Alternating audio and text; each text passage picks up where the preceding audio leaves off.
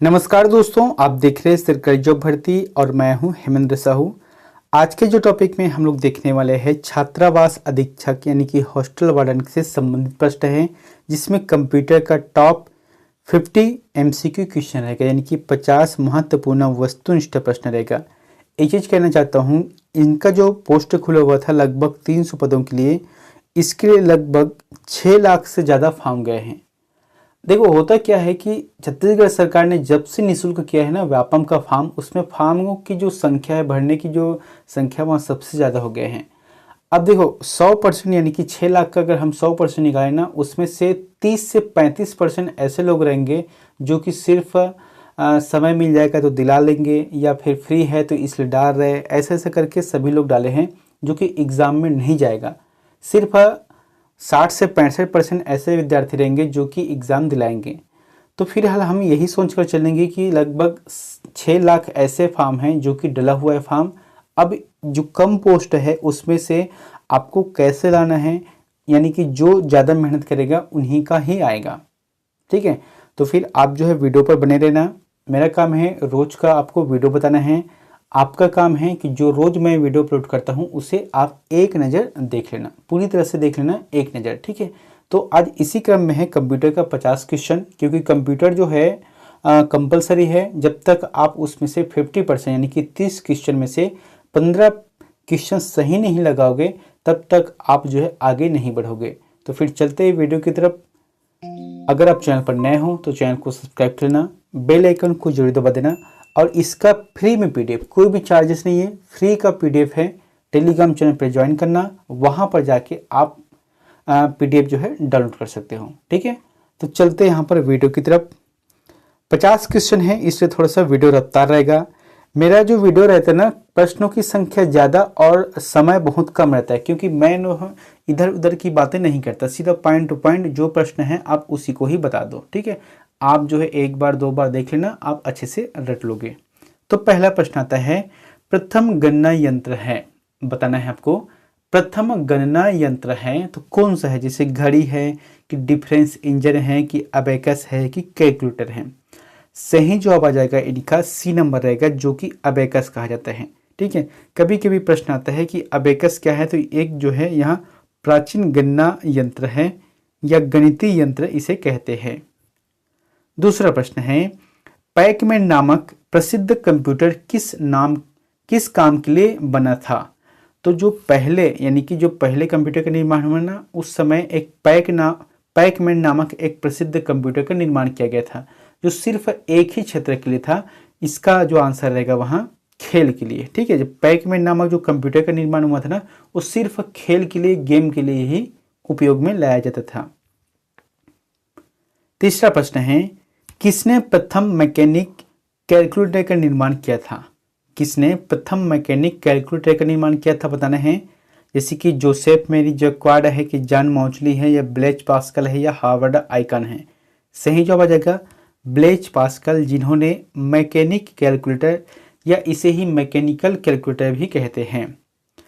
यहाँ पर मैंने एक चीज़ लिखा है टिप करके कि फ्रांस में 1623 में जन्मे वैज्ञानिक ब्लेज पास्कल के नाम कई आविष्कार हैं, जिसमें से एक क्या है, कैलकुलेटर, और दूसरा है सीरीज का आविष्कार किया था। यानी कि कैलकुलेटर है और उनके सीरीज का निर्माण किया था। जैसे कि एक क्या है यहाँ पर मैकेनिक कैलकुलेटर है। चौथा प्रश्न है, किसने पंच कार्ड का आरंभ किया। बहुत ही अच्छा प्रश्न है। अब यहाँ पर ज़्यादातर लोग फंसेंगे, मुझे पता है पक्का फंसेंगे, क्योंकि इसका जो आंसर होना चाहिए था, मतलब आप लोगों के विचार से, कि हरमन होलेरिथ रहेगा, लेकिन नहीं रहेगा। प्रश्न को समझना क्या बोल रहे हैं कि किसने पंच कार्ड का आरंभ किया। जहां आरंभ किया प्रश्न आता है तो सही जवाब आ जाएगा इनका जैक्वार्ड रहेगा। देखो हुआ क्या था, यहाँ पर मैंने लिखा है कि टेक्सटाइल कर्तव्य के नियंत्रण के लिए लगभग 1750 में पंच कार्ड का आविष्कार किया था। किसने किया था, जैक्वार्ड ने। पंच कार्ड ये जो है, जैसे कि एक छेद रहता था जिसमें कपड़ों के माध्यम से बुनाई होता था। ठीक है, तो उनकी गणना करने के लिए जैक्वार्ड ने पंच कार्ड का प्रारंभ किया था। लेकिन समय जैसे जैसे गुजरा तो 1884 में अमेरिकी जनगणना में हरमन होलरेथ ने अमेरिकी जनगणना में हरमन होलिडेथ ने ये जो टेक्सटाइल कंपनी में जो कार्य करता था उस चीज को एडवांस करते हुए एक नया तरीका से बनाया जिसे डिजिटल गणना के रूप में उपयोग किया गया। तब जाके इसका आंसर आ जाएगा हरमन होलिडेथ रहेगा।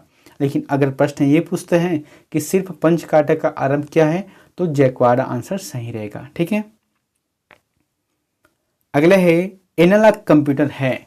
तो एनालॉग जो कंप्यूटर है वह क्या है, यहां पर जो ऑप्शन दिया गया उसमें से इसका जो आंसर आ जाएगा एनालॉग निम्न स्तर पर संप्रेषित करना होता है। एनालॉग कंप्यूटर क्या है, निम्न स्तर पर संप्रेषित करना होता है। जैसे कि इनका उदाहरण क्या है, वोल्टमीटर है, बैरोमीटर है, ये सभी एनालॉग कंप्यूटर का उदाहरण है। अगला है इनमें से कौन सी पीसी मतलब क्या होता है, पर्सनल कंप्यूटर, जो हम अपने घरों में उपयोग करते हैं उसे ही पीसी कहा गया है, की सही व्याख्या करता है। तो पर्सनल कंप्यूटर के जो सही व्याख्या करता है वह क्या है, जैसे कि सभी स्टाफ के लिए स्वतंत्र कंप्यूटर है, तो बिल्कुल सही बात है, क्योंकि हर स्टाफ के लिए या हर कर्मचारी के लिए अपना एक स्वयं का कंप्यूटर। दूसरा क्या है, जिसका डाटा लेयर सिस्टम से प्राप्त हो सके और स्व उत्पादकता में वृद्धि हो सके, तो ये भी आंसर सही रहेगा। तीसरा क्या है, पेंटियम द्वारा निर्मित कंप्यूटर है, बिल्कुल सही बात है, क्योंकि आप जो है कंप्यूटर के होम बटन में जाना, उसके बाद माई कंप्यूटर है, माई कंप्यूटर में जाने के बाद वहाँ पर राइट क्लिक करते हुए उसके प्रॉपर्टीज में देखना, तो वहाँ पर लिखे रहते हैं पेंटियम कोर 3.0 ऐसे कुछ लिखा रहता है। तो ये आंसर सभी सही रहेगा, जो कि डी नंबर रहेगा। ठीक है, अगला है आकार के आधार पर कंप्यूटर का वर्गीकरण में से एक नहीं है। तो आकार के आधार पर, वृद्धि के आधार पर, गुण के आधार पर सभी कंप्यूटर का अलग अलग डिफाइन किया गया है। प्रश्न क्या बोला गया है कि आकार के आधार पर कंप्यूटर का वर्गीकरण इनमें से एक नहीं है। तो आंसर क्या जाएगा, हाइब्रिड कंप्यूटर रहेगा। क्योंकि देखो आकार के आधार पर मेन फ्रेम कंप्यूटर भी रहता है, मिनी कंप्यूटर भी होता है, माइक्रो कंप्यूटर भी होता है, पर्सनल कंप्यूटर भी होता है, लैपटॉप होता है, पाम टॉप भी होता है, लेकिन हाइब्रिड कंप्यूटर नहीं है। अगला है कार्य पद्धति के आधार पर कंप्यूटर का वर्गीकरण कितने प्रकार से है। तो कार्य पद्धति के हिसाब से कंप्यूटर का जो वर्गीकरण है वहाँ 3 प्रकार से है। कौन कौन से हैं, जैसे कि एक तो है डिजिटल कंप्यूटर, जिसका उदाहरण क्या है, डिजिटल घड़ी के रूप में होता है। दूसरा है एनालॉग कंप्यूटर, जो कि वोल्टमीटर और बैरोमीटर के रूप में उदाहरण है। तीसरा है हाइब्रिड कंप्यूटर, जो कि एनालॉग से डिजिटल कन्वर्टर तथा डिजिटल कन्वर्टर से एनालॉग कन्वर्टर उपयोग करते हैं, यानी कि ये ट्रांसलेट करता है, ट्रांसफर होता है। अगला है सामान्य रूप से प्रयुक्त किए जाने वाला कंप्यूटर है। सामान्य रूप से प्रयुक्त किए जाने वाला कंप्यूटर है, तो क्या हो सकता है, आंसर क्या जाएगा, दूसरा नंबर रहेगा, यानी कि डिजिटल कंप्यूटर रहेगा। ठीक है, यहाँ पर जो सामान्य रूप से प्रयुक्त किए जाने वाला कंप्यूटर है वहाँ डिजिटल कंप्यूटर सही जवाब रहेगा। अगला है क्राय क्या है, CRAY क्या है बताना है क्राय। तो ये रहेगा, जैसे कि इसे क्राय की जगह क्रे भी बोलते हैं, तो ये रहेगा सुपर कंप्यूटर है। जैसे कि मैंने यहाँ पर बता रहा हूँ आपको कि विश्व का प्रथम जो सुपर कंप्यूटर का निर्माण है वहाँ 1776 में क्रे के द्वारा किया गया, जो कि क्रे रिसर्च कंपनी के द्वारा विकसित किया गया है। क्रे क्या है, एक रिसर्च कंपनी है जिनकी तरफ से सुपर कंप्यूटर का निर्माण किया गया, और ये कब की बात है, 1976 की बात है।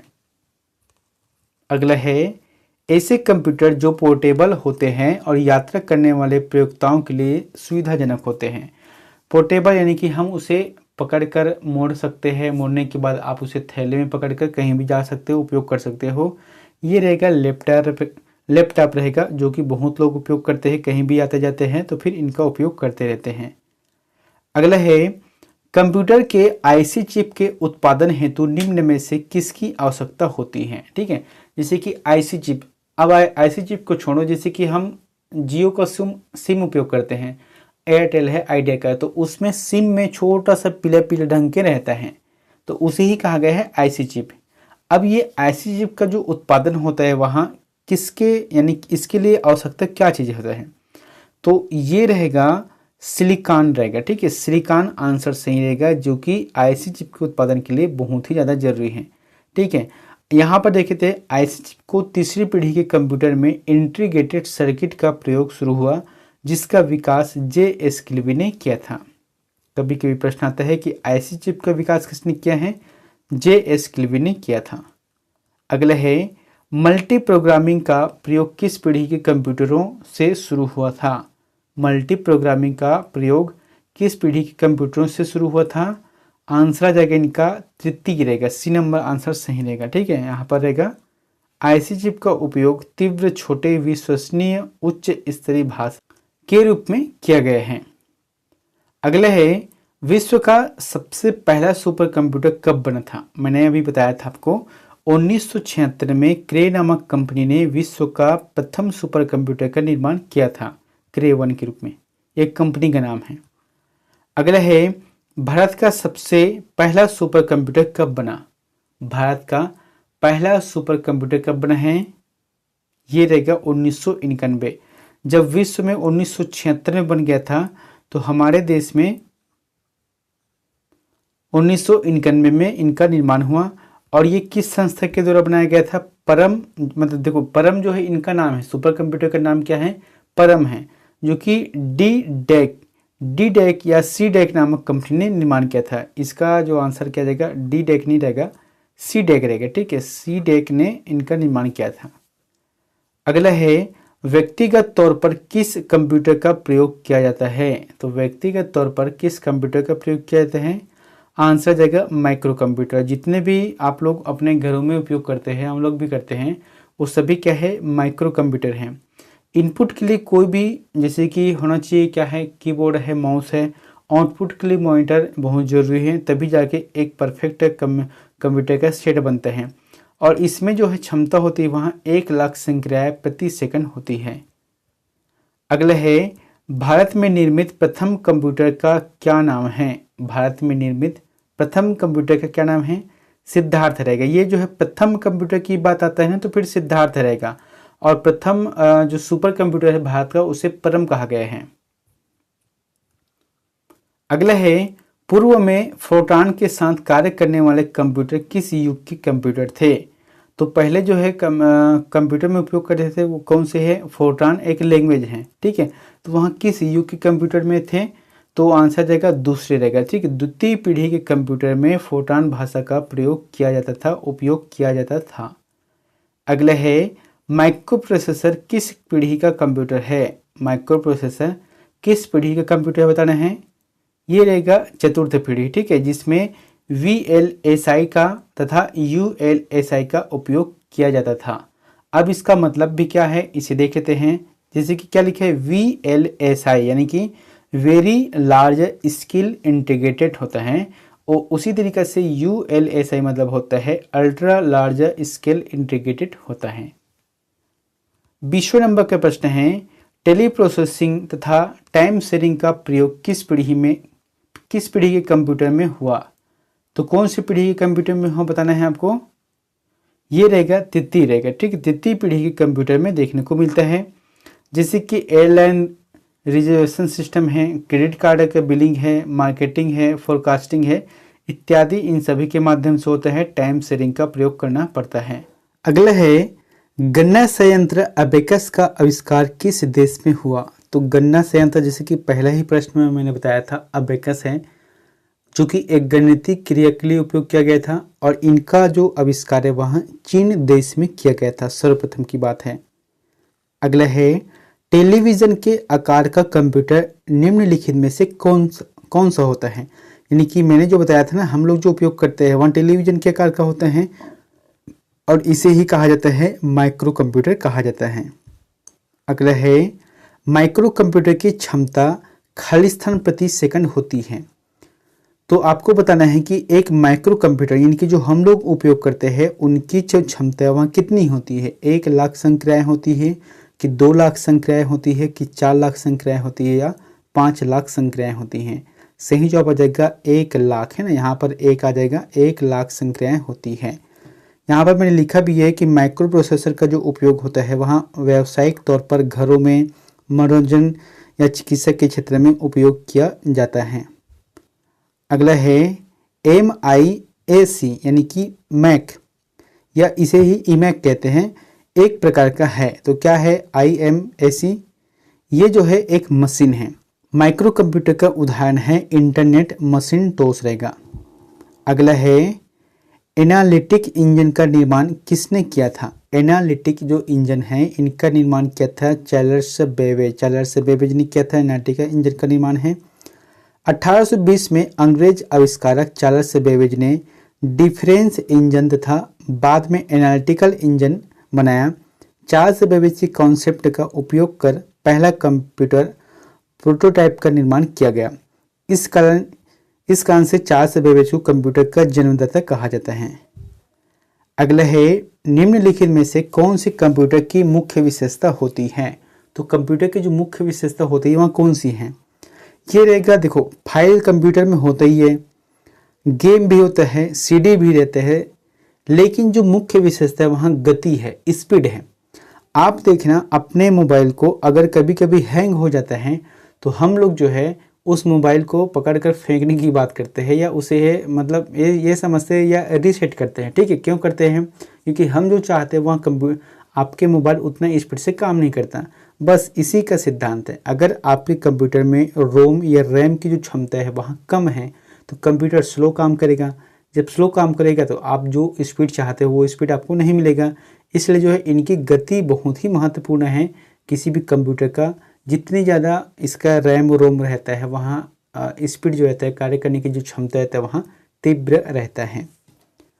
अगला है प्रथम पीढ़ी के कंप्यूटर में मुख्य इलेक्ट्रॉनिक घटक खाली स्थान है।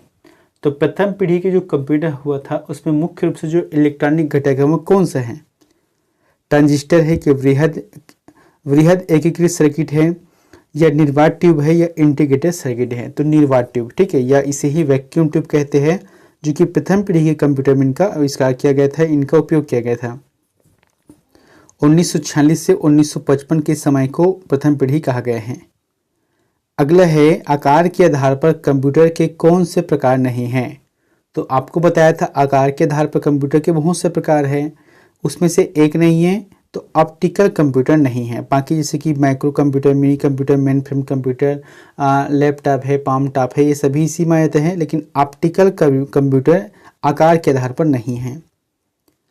अगला है सुपर कंप्यूटर अन्य कंप्यूटरों से किस संदर्भ में भिन्न होते हैं। बताना है सुपर कंप्यूटर अन्य कंप्यूटर के संदर्भ में किस वजह से वहाँ भिन्न होते हैं। तो ये रहेगा परिकलन क्षमता एवं वृहद स्मृति भंडार। ठीक है, परिकलन क्षमता तथा वृहद स्मृति भंडार आंसर सही रहेगा।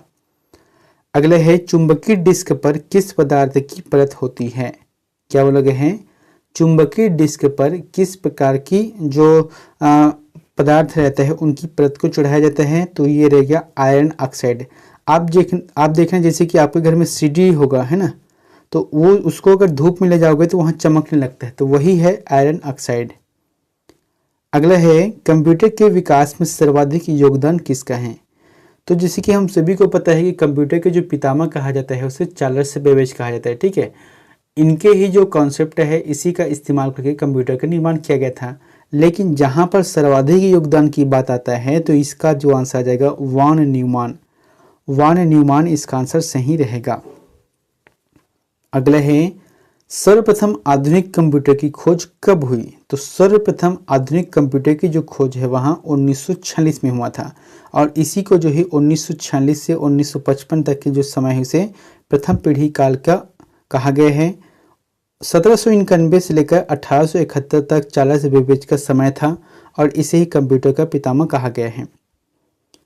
अगला है इंटीग्रेटेड सर्किट चिप का, तो आपको बताना है किसने किया है कि इंटीग्रेटेड सर्किट चिप यानी कि जो आईसी चिप है इनका आविष्कार आंसर रहेगा जे.एस. किल्वी रहेगा। ठीक है, जे.एस. किल्वी ने किया है। देखे थे यहाँ पर 1956 में इसका आविष्कार जैक किल्वी और रॉबर्ट नायस द्वारा किया गया, जो अलग अलग कंपनी में काम करते थे। अगला है सर्वाधिक शक्तिशाली कंप्यूटर है। मैंने बताया था सर्वाधिक शक्तिशाली जो कंप्यूटर होते हैं वहाँ सुपर कंप्यूटर होता है, और इस सुपर कंप्यूटर को कहाँ पर उपयोग किया जाता है, रक्षक के क्षेत्र में, चिकित्सा के क्षेत्र में, यानी कि जहाँ पर बहुत ज़्यादा ज़रूरत है कंप्यूटर का स्पीड काम करना वहाँ पर इनका उपयोग किया जाता है। 35वें नंबर का प्रश्न है कि भारत में विकसित परम सुपर कंप्यूटर का विकास किस संस्था ने किया है। भारत में जो विकसित है क्या है, परम नाम के जो सुपर कंप्यूटर है इसका निर्माण किस संस्था ने किया है, तो सीडेक नामक कंपनी ने किया है और ये कहाँ के है, पुणे से है। अगला है, एक छोटे सिलिकॉन चिप पर ट्रांजिस्टरों और अन्य इलेक्ट्रॉनिक उपकरणों के साथ पूर्ण इलेक्ट्रॉनिक सर्किट को खालिस्तान कहते हैं। तो जो पूर्ण इलेक्ट्रॉनिक सर्किट है उसे कहते हैं मैग्नेटिक डिस्क, है ना, मैग्नेटिक डिस्क कहते हैं। अगला है, कौन सा डिवाइस या उपकरण हाथ पकड़ या हैंड हेल्ड ऑपरेटिंग प्रणाली का इस्तेमाल करता है, तो ये आंसर क्या रहेगा इनका, PDA रहेगा। ठीक है, PDA रहेगा। इसका पूर्ण रूप क्या होता है, पर्सनल डिजिटल असिस्टेंट होता है। अगला है, कोई कंप्यूटर एनालॉग डाटा को पहचानने और समझने के लिए पहले इसे, जैसे कि कोई भी कंप्यूटर है, ठीक है, तो एनालॉग डाटा को पहचानना है, उसे समझना है, तो उसके लिए क्या करता है, वहाँ डिकोड किया जाना होता है। ठीक है, डिकोड किया जाता है जिसकी वजह से वहाँ समझता है। मैंने यहाँ पर बताया है एक चीज़ कि किसी भी भाषा में लिखे हुए शब्दों या वाक्यों को ध्वनि प्रतीकों में रूपांतरित करना डिकोडिंग कहलाता है। ठीक है, जैसे कि आप कोई भी शब्द आप बोल रहे हो, जैसे कि कौतूहल शब्द का इस्तेमाल करते हो, तो इसमें होता क्या है कि कोई बच्चा इसे ध्वनि प्रतीकों में रूपांतरित करते हुए ज्यों का त्यों बोल देते हैं। पर अगर हम इसी का अर्थ मतलब इसका अर्थ नहीं जानते हैं तो यह केवल डिकोड करना भर होगा। ठीक है, अगला है, किसने पहला इलेक्ट्रॉनिक कंप्यूटर जिसका नाम क्या है, एनिएक को बनाया था। तो एनिएक को बनाने वाला प्रथम जो वैज्ञानिक कौन थे जिन्होंने पहला इलेक्ट्रॉनिक कंप्यूटर का निर्माण किया है, जिसका नाम एनिएक है। आंसर जगह प्रेस्पर एकर्ट एवं जॉन मोस्ले, ये सी आंसर सही रहेगा। देखो यहाँ पर मैंने लिखा है कि अर्थ electronic numerical integrated and computer America की सेना द्वारा विकसित, ये जो है द्वितीय विश्व युद्ध में प्रयोग किया गया था। अगला है, सुपर कंप्यूटर में खालिस्तान होते हैं। तो सुपर कंप्यूटर में क्या होते हैं, हजारों माइक्रो प्रोसेसर होते हैं, इसलिए यहाँ सुपर कंप्यूटर बनता है। ठीक है, एक दो माइक्रो प्रोसेसर से नहीं होता, बहुत ज़्यादा इनकी क्षमताएं होती हैं। जैसे कि एक माइक्रो कंप्यूटर में 1 लाख संख्याएं होती हैं, तो उसी तरीके से सुपर कंप्यूटर में 1 लाख की जगह कई लाख यहाँ पर उपयोग होता है। अगला है, आधुनिक डिजिटल कंप्यूटर में किस पद्धति का उपयोग किया जाता है। तो आधुनिक यानी कि अभी के डेट में जो डिजिटल कंप्यूटर है उसमें किसका प्रयोग किया जाता है आपको बताना है। सही जवाब क्या रहेगा, द्विधारी अंक पद्धति, है ना, द्विधारी अंक पद्धति इसका आंसर सही रहेगा।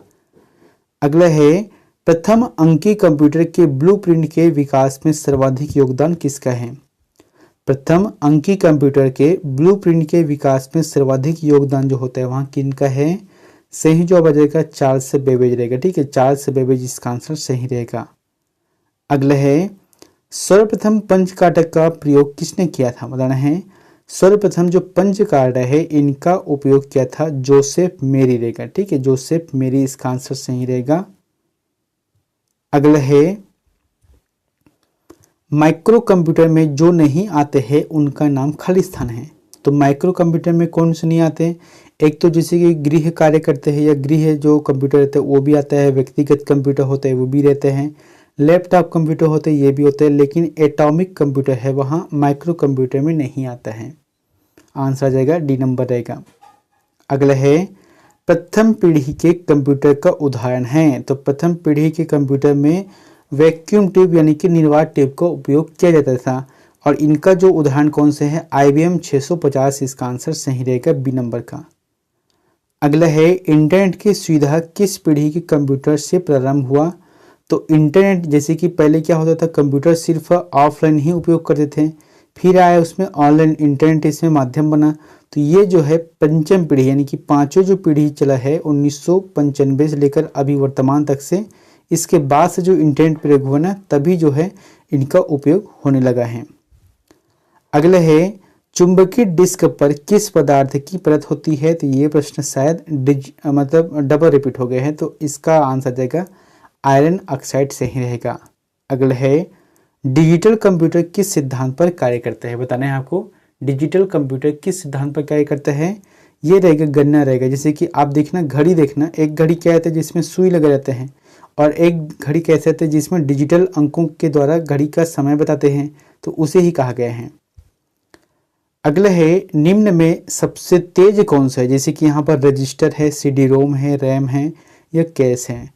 इसमें सबसे तेज होता है वह रजिस्टर रहता है, जैसे कि मदरबोर्ड रहते हैं ना, उसमें छोटे छोटे जो किट लगे रहते हैं वो सभी क्या है, रजिस्टर हैं। यानी कि जितना अधिक रजिस्टर रहते हैं वहाँ कंप्यूटर उतने ही अधिक ढंग से कार्य करता है, उसमें आगे बढ़ता है। ठीक है दोस्तों, यहाँ पर अंतिम का प्रश्न ना होमवर्क है और इसका आंसर में आपको कमेंट बॉक्स में जाकर जरूर बताना है। प्रश्न क्या बोला गया है कि कीबोर्ड में फंक्शन की संख्या कितनी होती है, बताना है। जैसे कि आपके घर में कीबोर्ड है, अब उस कीबोर्ड में जो फंक्शन की संख्या है वह कितनी होती है, जैसे कि 16, 12, 19, 14। तो कमेंट करके जरूर बताएं। वीडियो अच्छा लगा तो अपने दोस्तों के पास जरूर शेयर करें। मिलते हैं नेक्स्ट वीडियो में एक नई जानकारी के साथ। Thank you.